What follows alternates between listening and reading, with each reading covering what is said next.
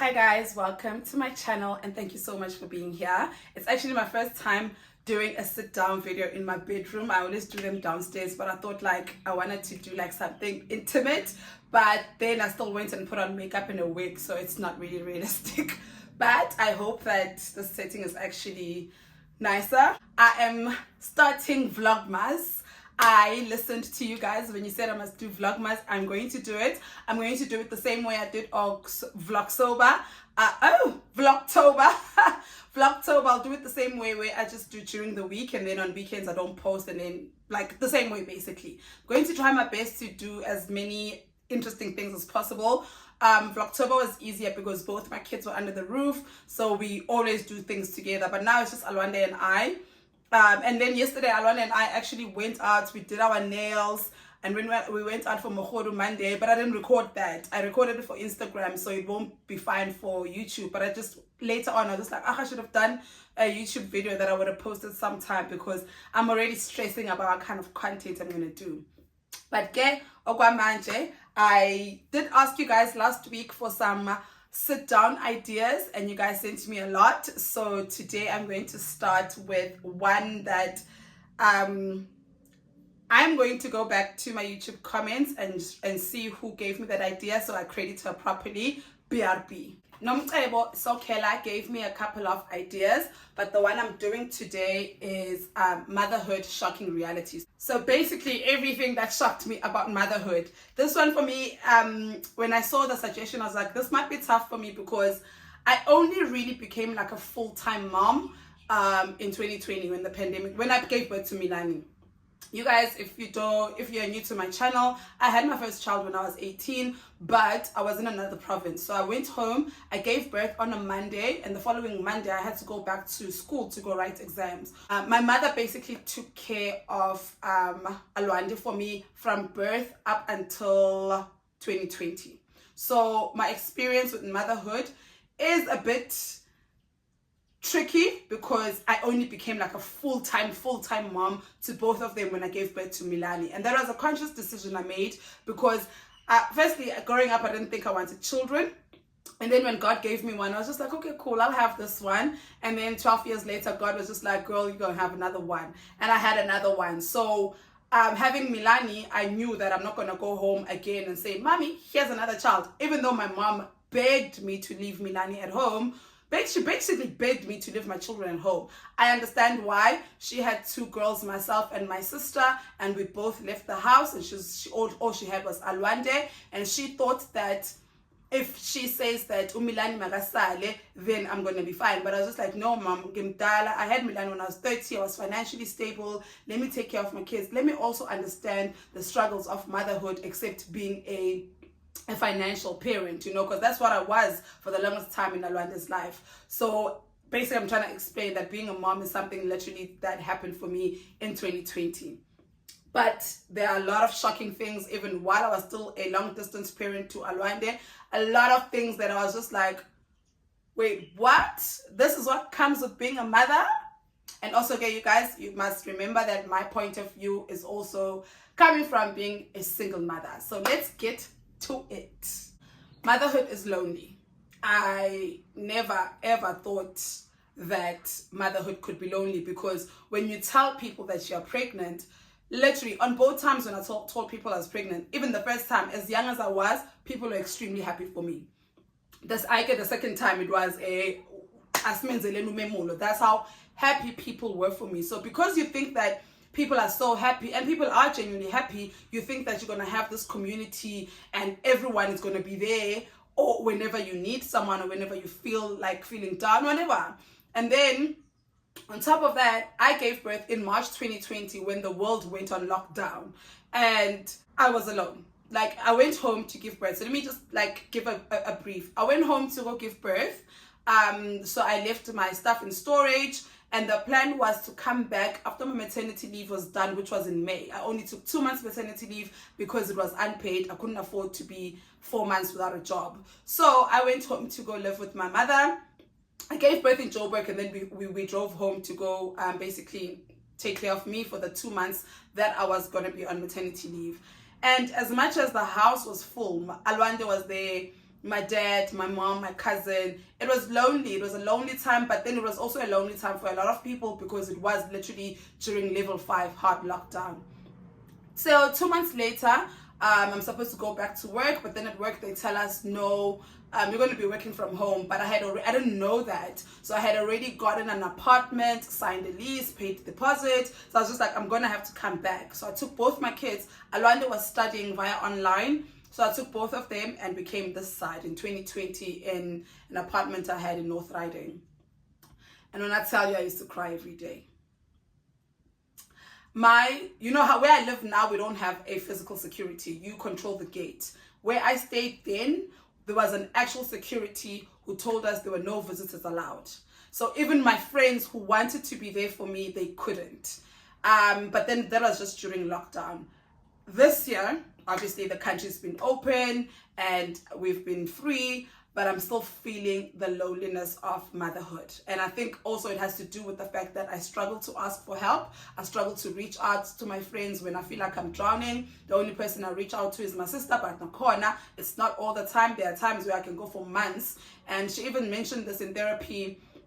We went to therapy together a few weeks ago. She mentioned to a therapist that she didn't know that I was holding back. She just thought that if I don't call, that means I'm okay. And I was just like, no, I've just been holding back because I didn't want to feel like a burden. So that's something obviously I need to work on. But motherhood is very lonely. Like, you have people saying, let me know when you want me to babysit. And sometimes I'm just like, do they mean it? Or they're just saying this because, you know, like small talk. So I'm struggling with the loneliness that comes with motherhood. Just having to do it alone. You have your community, you have your tribe. But at the end of the day, it's just you and your children. And it can get to you at times. The emotional part of motherhood. Before I even get to doing it alone and being a single mom, motherhood, whether you're a single mom or not, is for me the most emotionally taxing role I've ever had to take on. Like, I didn't realize that when my children feel pain, I also will physically, emotionally feel pain as well. Like, I remember Alwanda's first heartbreak. She was 10 years old. Let me tell you something. I wished I could take her heart, put it in my body, deal with it, and give it back to her once it was healed. I did not realize how emotionally taxing it was going to be on me to see my child going through her first heartbreak. And when it comes to my toddler, Milani, when she's physically hurt, I mean, she doesn't know nothing about heartbreak, but when she's physically hurt, when she's got an ANA, I literally want to cut her finger, put it on me, and handle the pain. When she's sick, oh my God, when she's sick, I want to take that pain away, but because you can't, you feel helpless. And when you feel helpless, you feel useless, you feel like a horrible mother, you feel like, what the hell am I doing wrong? Why are my kids in so much pain and there's nothing I can do about it? And I think it also comes from the fact that, you know, society makes motherhood seem as if mothers are supposed to know and do in everything when you yourself don't know what you're doing. And speaking of that, another shocking reality for me, it was that nobody knows what they're doing. We all don't know what we're doing. Like, when I talk to our mothers, because sometimes you look at people and you're just like, yo, you've got it together, like you've got your shit together. And then when we start talking, they're just as clueless as I am. And I'm just like, so guys, we are all just winging it. Like, we are all just learning as we go because we were raised by different generations who are not doing things the same way we did. And also we're at a point of trying to heal like childhood traumas by not like inflicting them to our children. So what I know as discipline growing up is not the same discipline that I aim to put on my children. But on the same breath, where am I gonna get like this gentle, positive parenting? Like, I wake up every day being so intentional about being gentle and positive parent. But sometimes these kids are not gentle children. And I'm just like, okay, now resort to what was done to me, which was being screamed at and yelled at. But then like years later, I'm still recovering from the fact that my aunts, like, people to discipline me, they used to scream at me. And my mother was never physically abusive, but some other people were. So that trauma alone is what reminds me to just actually stop screaming at your children. But like, I'm just struggling to, what is gentle parenting? Is it me letting you tear down my house because I'm not supposed to yell at you? So it's just that thing, but the more I speak to people, other mothers, the more I'm just like, guys, nobody knows what we're doing. We all don't know what we're doing. But as long as the intention is to wake up every day and choose your children and choose to parent them in a way that they don't have to heal from. I mean, at the end of the day, our children will always, no one's a perfect parent. 10, 20 years from now, my children might be in therapy complaining about something that I did, but I will try to do as much as I can to make sure that we don't land up in therapy because mom was snippy or mom used to yell or hit us. But like, just knowing that no one knows what they're doing sometimes makes me feel better. But it also shocked me because our parents seemed like they had their shit together when it came to how they parented us. Expenses. I'm gonna need to take a drink for this one. Whew, that's expensive to be a mother. I can't say this without making it seem as if I regret having my children, but if I didn't have children, I would be driving a big body Benz. If I didn't have children, I probably would be living in a mansion. Okay, maybe not a mansion, but like I'd be way more comfortable than I am now.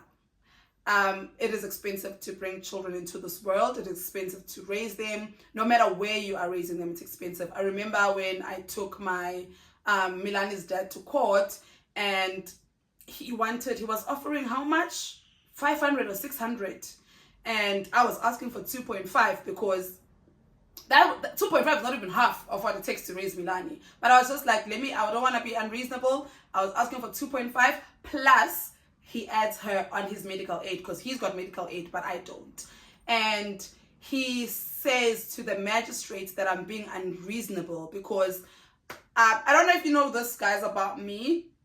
About Milani. Milani has a brother who is the same age as her. They were basically born 2 weeks apart. So the brother was born first. And the crazy thing is they were both born on a Wednesday. Like, so the brother was born, I don't know, I can't remember the date, but it was a Wednesday. I remember like when I was told.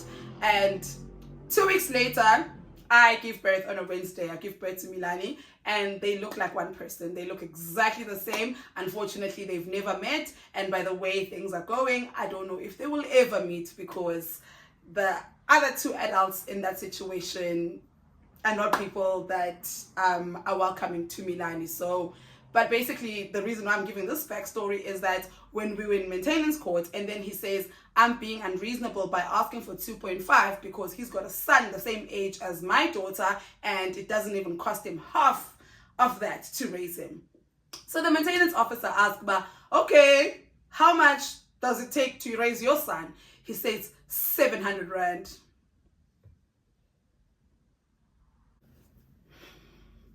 700 rand to raise. At that time the children were 9-10 months. I know, but Milan wasn't a year when I took him to court.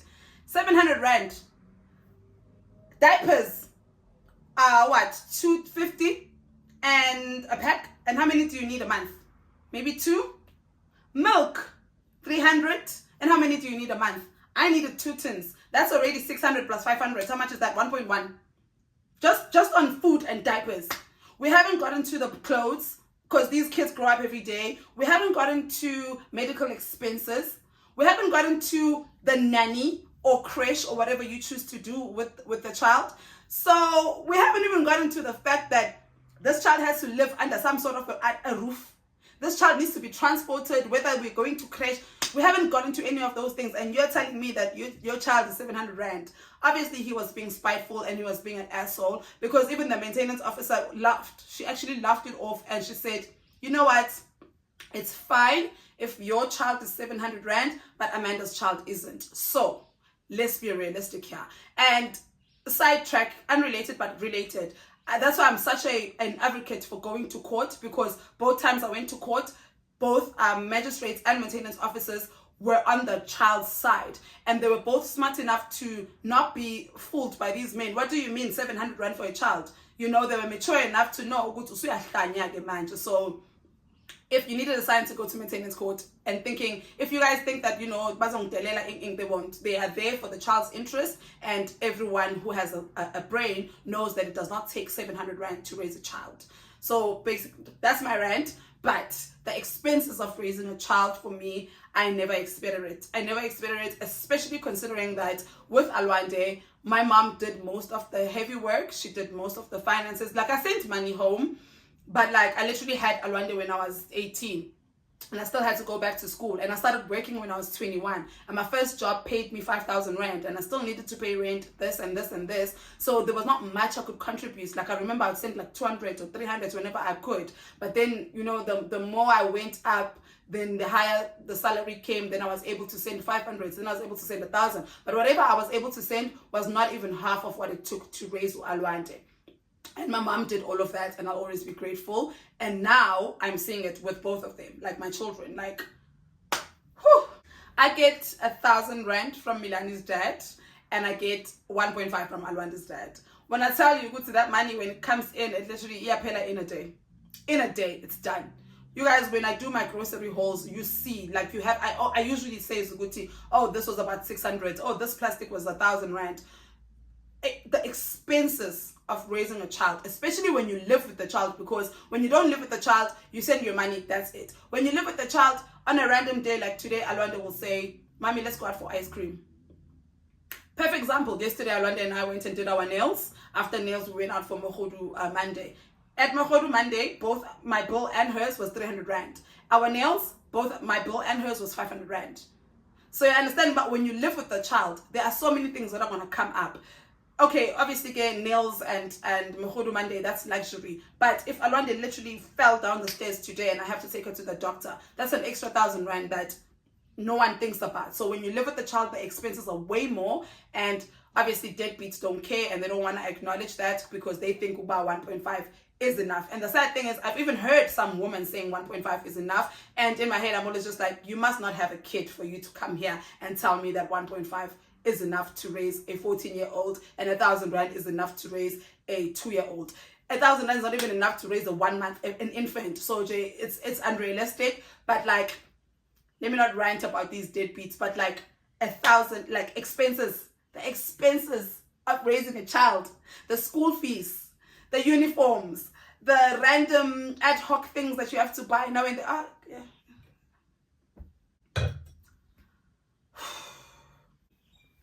Another shocking reality I've had to like realize and like fucking deal with is baby daddies, dealing with deadbeats. With Alwande's father, when I told him I was pregnant, he was just like, he wants nothing to do with this. And Nami, I was just like, well, bye. And me and him had never spoken, texted, anything up until I had to take him to court this year. So I've never had to deal with him. But I dealt with him when I had to take him to court. Because before I even took him to court, I started talking to him, asking him for help, you know, and all of this happened this year. Having to deal with that, dealing with baby daddies, and not just baby daddies, but dealing with people who hate your child.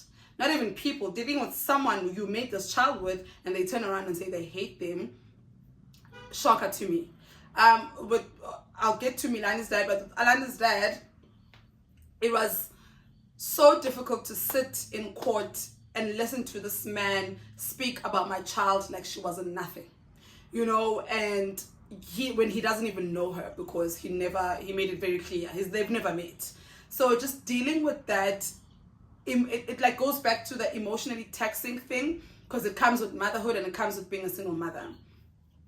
The flip side of that is Milani's dad. I don't even know how to explain him. He's like a typical deadbeat who will breadcrumb you. Like this year alone, you guys, I mean, if you're new here, you will probably have to go back to a few videos. But if you're not new, you will know that earlier this year, he tried begging, wanting a relationship. And I was just like, okay, cool, let's try co-parenting. And the day he was supposed to come see Milani, he ghosted. He never called, never explained why, nothing. Instead, he got his mother to call me Uguti Angtuke. You know, so it's things like that when I'm just like, okay, then I have to deal with the inconsistent one who 1 minute I'm getting a restraining order against you. This is him, ne? And the next minute I'm sorry, which is dumb fuck because umdala. so for you to be saying, Guti, people are making you not co-parent. Basically, he always blames other people. Well, he blames one person. She makes it hard for me to do this and do that, to be with my child or whatever, which is bullshit. I call bullshit. I'm sure she does in her own way, but at the end of the day, you are your own person who needs to stand up for yourself and stand up for your child. But now what I'm getting at is that earlier this year he came and he was just like, I want to co-parent, and like let me in Melani's life. And then I say, come through, come see her, and then you ghost. You don't call, you don't text, nothing.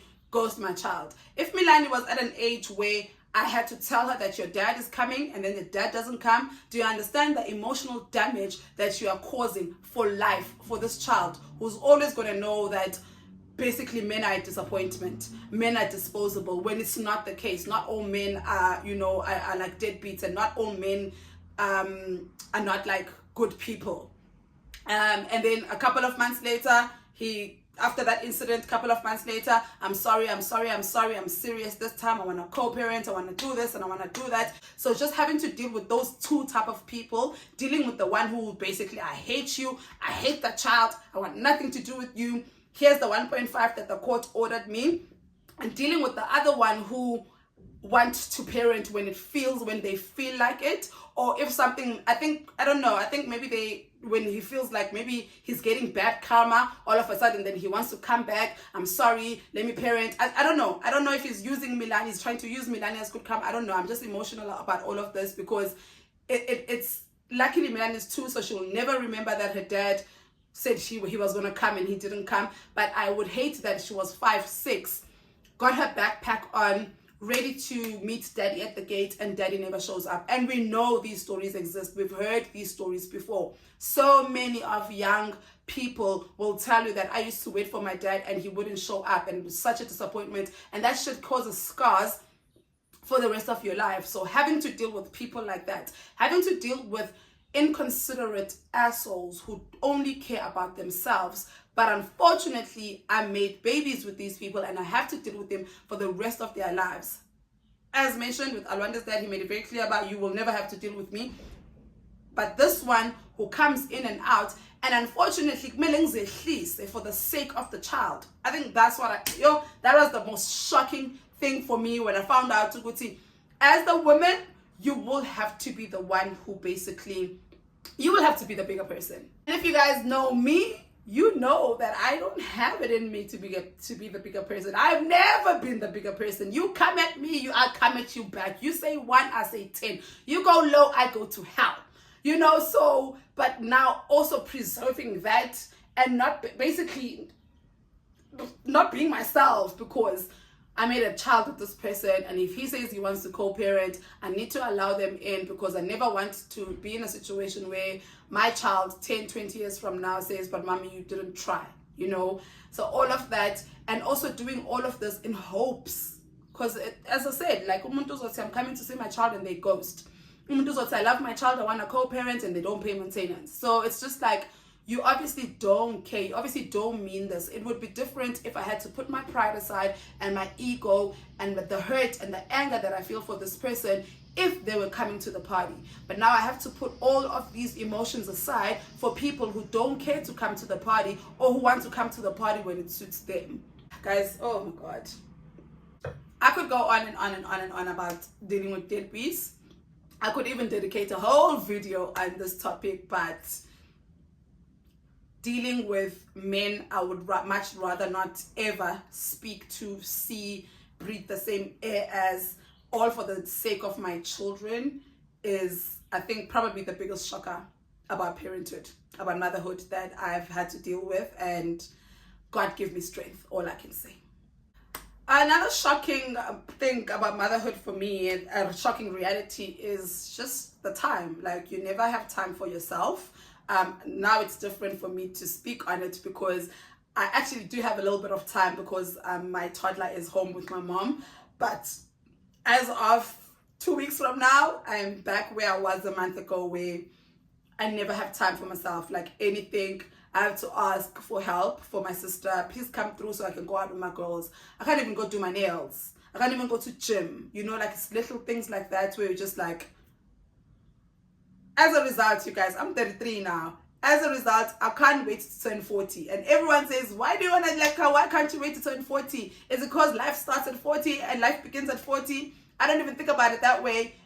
It's just that when I'm 40, Alwanda will be 22 and Milani will be 10. That's what I'm looking forward to. They don't have to be taken care of like a 2-year-old.